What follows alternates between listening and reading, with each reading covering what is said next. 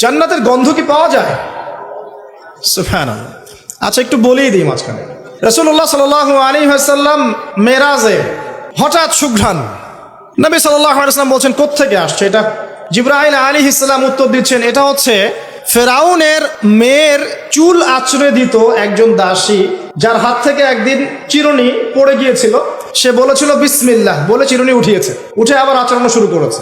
এখন এর মেয়ে শুনে ফেলেছে বিসমিল্লাহ বলে উঠিয়েছে। সেই মেয়ে ফেরাউনকে বলল যে আপনাকে বাদ দিয়ে এই দাসী আরেকজনকে ইলাহ মানছে। তখন সেই দাসীকে গ্রেপ্তার করা হলো।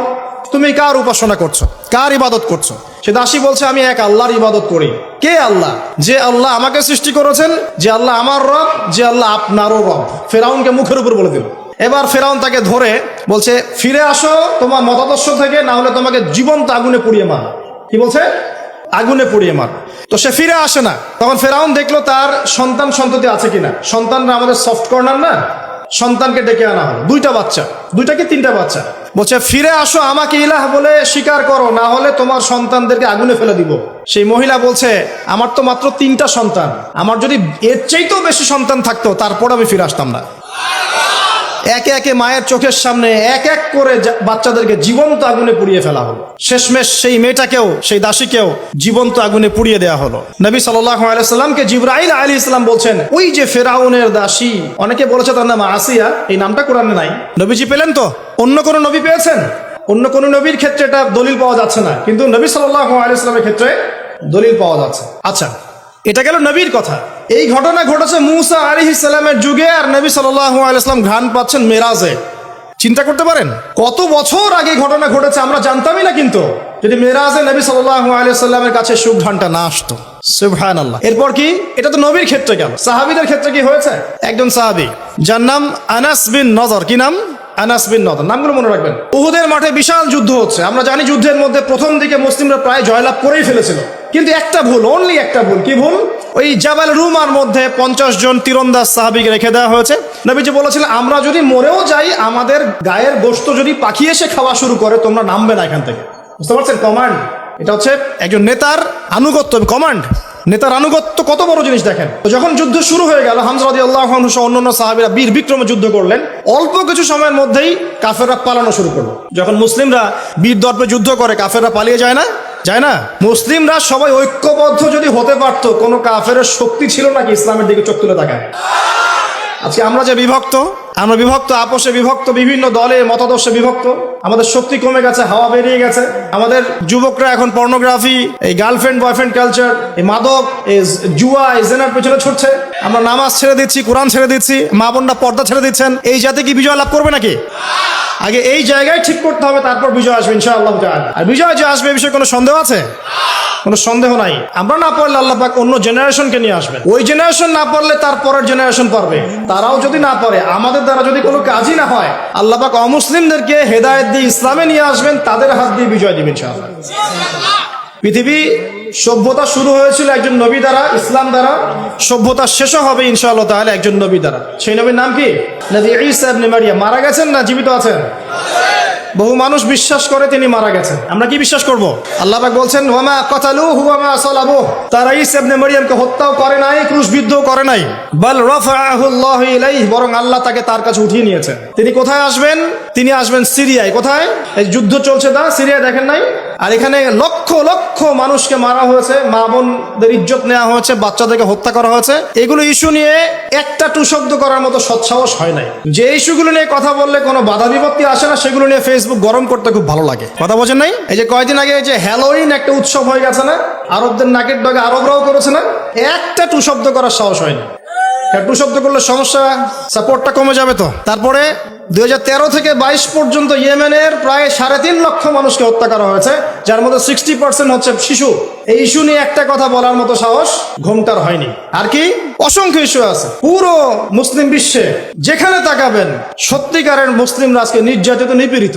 অর্থনৈতিক ভাবে হোক, সামাজিক ভাবে হোক, আপনার পারিবারিক ভাবে হোক, ধর্মীয় ভাবে হোক, বিভিন্ন ভাবে তাদেরকে হ্যারাস করা হয়েছে। এই মাজলুমদের পক্ষে কথা বলার মতো সৎসাহস হয়নি। কোন ইস্যুগুলো নিয়ে কথা বলতে পছন্দ হয়? ছোটখাটো যেগুলো নিয়ে কথা বললে খুব মজা পাওয়া যায়। দুই চার লাইন কমেন্ট করা যায়, কাউকে অপদস্থ করা যায়, কারো ইজ্জত ধুয়ে দেওয়া যায়। বাস্তবতা কি জানেন? বাস্তবতা হচ্ছে আল্লাহ রাব্বুল আলামিন যখন কাউকে কবুল করে নেন, সারা দুনিয়া মিলেও তার কোনো ক্ষতি করতে পারে না। আরেকটা বড় কথা বলি, মানুষের একটা কথা আছে যে স্পিরিচুয়াল প্রেজেন্স, মানে আধ্যাত্মিক উপস্থিতি বলে একটা কথা আছে। মানুষের ব্যক্তিগত প্রেজেন্সের চাইতে স্পিরিচুয়াল প্রেজেন্সটা অনেক বেশি ইম্পর্টেন্ট। কি বুঝাচ্ছি? ইব্রাহিম আলাইহিস সালাম কিন্তু বেঁচে নাই, বেঁচে আছেন, কিন্তু তার আদর্শ কিন্তু এখনো জীবিত আছে। নবী মুহাম্মদ সাল্লাল্লাহু আলাইহি ওয়াসাল্লাম বেঁচে আছেন, অবশ্যই তারা কবরে জীবিত, অবশ্যই সেটা অন্য ইস্যু। আমি পৃথিবীর কথা বলছি। নবী সাল্লাল্লাহু আলাইহি ওয়াসাল্লাম কি আমাদের মধ্যে আছেন? না, আমাদের মধ্যে কি বেঁচে আছেন? তার আদর্শ কিন্তু মরে যায় নাই। এমনকি আমরা যারা এখন অনেক বড় বড় নেতার আদর্শে আমাদের জীবন করি না, তারা কিন্তু কেউ বেঁচে নাই, বেঁচে আছে, তাদের আদর্শ কিন্তু মানুষ এখনো ফলো করছে। তো এটাকে বলে স্পিরিচুয়াল প্রেজেন্স, আধ্যাত্মিক উপস্থিতি। আল্লাহ পাক যাকে কবুল করবেন, যে হকপন্থী হবে ইনশাআল্লাহ তাআলা, সে যদি ফিজিক্যালি প্রেজেন্ট নাও থাকে, তার আধ্যাত্মিক উপস্থিতি জনগণকে পথ দেখাবে ইনশাআল্লাহ। কথা বুঝতে পারছেন? তো বিগার ইস্যুগুলো নিয়ে কথা বলার সৎসাহস হচ্ছে না। এখানে বলছিলাম যে তোমরা এই জাবাল রুমা থেকে নামবে না যদি আমাদের দেহটাকে পাখি খেয়েও ফেলে। সাহাবীগণ প্রথমে দেখলেন আমরা প্রায় জিতে যাচ্ছি, তারা নেমে আসলেন, বললেন আল গনিম আল গনিম। তখন একটা বিপর্যয় সৃষ্টি হলো। কি বিপর্যয়? খালিদ বিন ওয়ালিদ রাদিয়াল্লাহু আনহু 50 জন ঘোড়সাওয়ারকে নিয়ে পিছন থেকে এই সুযোগে আক্রমণ করলেন। পিছন থেকে আক্রমণ হলো, আর আবু সুফিয়ানের বাহিনী যারা পালিয়ে যাচ্ছিল এরা আবার ইউটার্ন করলো। এই দুই চাপে পিষ্ট হয়ে উহুদের মাঠে সাহাবায়ে কেরাম রাদিয়াল্লাহু আনহুদের মধ্যে প্রায় 70 জন বড় বড় সাহাবী শহীদ হয়ে গেলেন। কতজন? প্রায় 70 জন বড় বড় সাহাবী। এবং তাদের মধ্যে আনসার সাহাবীদের আত্মত্যাগ ছিল বীরত্বপূর্ণ। এমনকি নবী সাল্লাল্লাহু আলাইহি ওয়াসাল্লামকেও সেদিন মার খেতে হয়েছে, দাঁত মোবারক শহীদ হয়ে গেছে, পায়ের মধ্যে আঘাত পেয়েছিলেন, এই ভ্রুর মধ্যে কড়া ঢুকে গিয়েছিল।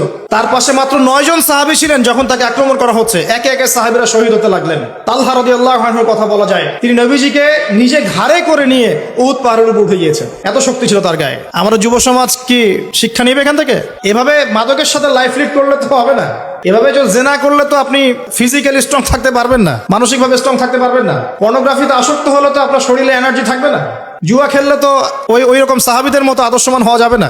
নামাজ না পড়লে তো আপনার ভিতরে আধ্যাত্মিক শক্তি আসবে না। তো আমাদের যুব সমাজকে এখান থেকে শিক্ষা নিতে হবে। আল্লাহ পাক তৌফিক এনায়েত করুন। এখন সাহাবী উঠিয়ে নিয়ে গেছেন। নবী সাল্লাল্লাহু আলাইহি ওয়াসাল্লাম বলেছেন, তোমরা যদি কেউ জীবন্ত কোনো শহীদকে দেখতে চাও তাহলে তালহাকে দেখো, তার শরীরে প্রায় 60 থেকে 70টা দাগ ছিল, তারপরে তিনি শহীদ হন নাই সেদিন। আল্লাহ পাক তাকে হেফাজত করেছেন। তিনি বলছিলেন, আমি যখন যুদ্ধ করছিলাম, আর রাহিকুল মাকতুম বইটার মধ্যে আছে, আল্লাহ পাক তখন তাকে এত সাকিনা প্রশান্তি দিয়েছেন যে ঘুমে তার চোখ দিয়ে মানে শান্তির ঘুম চলে আসছে। তখন তিনি বলছেন, দুইবার আমার হাত থেকে তরোয়াল পড়ে গেছে ঘুমের চোটে।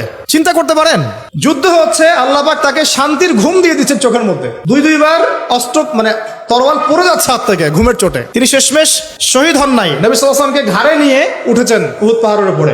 নবীজি বলছেন, তোমরা কেউ জীবন্ত শহীদকে দেখতে চাও, তালহাকে দেখো, সে জান্নাত ক্রয় করে নিয়েছে। আবু বকর রাদিয়াল্লাহু আনহু বলতেন, উহুদের দিনটা হচ্ছে তালহার দিন।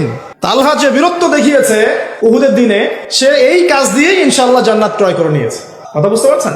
প্রত্যেক সাহাবীর রিপোর্ট ছিল। তো এই সময় একটা গুজব ছড়িয়ে পড়েছিল যে রাসূল সাল্লাল্লাহু আলাইহি ওয়াসাল্লামকে হত্যা করা হয়েছে, এমন একটা গুজব ছড়িয়ে দেওয়া হয়েছে মাঠের মধ্যে। এখন অনেক সাহাবী তরোয়াল নিয়ে বসে পড়েছেন যে নবী যদি বেঁচে না থাকেন তাহলে আমরা যুদ্ধ করে কি করবো, এরকম চিন্তা। তখন এই আনাস বিন নাদর রাদিয়াল্লাহু আনহু তিনি ঘোড়া নিয়ে ছুটছেন। পাশে দেখা হয়েছে সাদ বিন মুয়াজ রাদিয়াল্লাহু আনহুর সাথে। কার সাথে? সাদ বিন মুয়াজ, আনসার সাহাবী, বিখ্যাত সাহাবী, যার জানাজার নামাজে নবী সাল্লাল্লাহু আলাইহি ওয়াসাল্লাম বলেছেন যে 70,000 ফেরেশতা জানাজার নামাজে উপস্থিত ছিল। সুবহানাল্লাহ। কোন সাহাবী? সাদ বিন মুয়াজ। মনে রাখবেন এগুলো। আমাদের যুবকদেরকে, আমাদের আইডলদেরকে তো চিনতে হবে, আমাদের অরিজিনাল সুপার হিরোদেরকে চিনতে হবে না। আমাদের সুপার হিরো কি নেইমার, মেসি নাকি? এইসব অহেতুক কাজে সময় নষ্ট করবেন না, টোটালি ওয়েস্ট অফ টাইম। সময়ের অপচয়, জুয়া খেললে অর্থের অপচয়, আপনার যৌবনের অপচয়। সবচেয়ে বড় কথা হচ্ছে হায়াতটা নষ্ট হয়ে গেল। হায়াত নষ্ট হয়ে গেল। হ্যাঁ, খেলবেন, আমি তো খেলার পক্ষের মানুষ নাকি।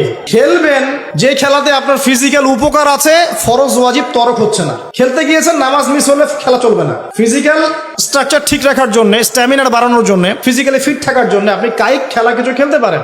এই খেলাগুলোর মধ্য দিয়ে আপনার ফরজ ওয়াজিবকে তরক করা যাবে না। এগুলো খেলা দেখতে বসলে আমাদের কোনো উপকার আছে? ফিজিক্যাল খেলছে ওরা আর আমরা গোল গোল করে চিল্লাচ্ছি, কোনো উপকার আছে? জাস্ট একটা চোখের ক্ষুধার, কিছু না। অথচ আপনি যদি সকালবেলা উঠে 10 রাউন্ড দিতেন পদ্মার পরে, উপকার ছিল। আধা ঘন্টা আপনারা যদি ফুটবল খেলতেন, একটা আয়াত থেকে কথা বলা শুরু করি। সূরা হুজুরাত পড়বেন, সূরা হুজুরাত।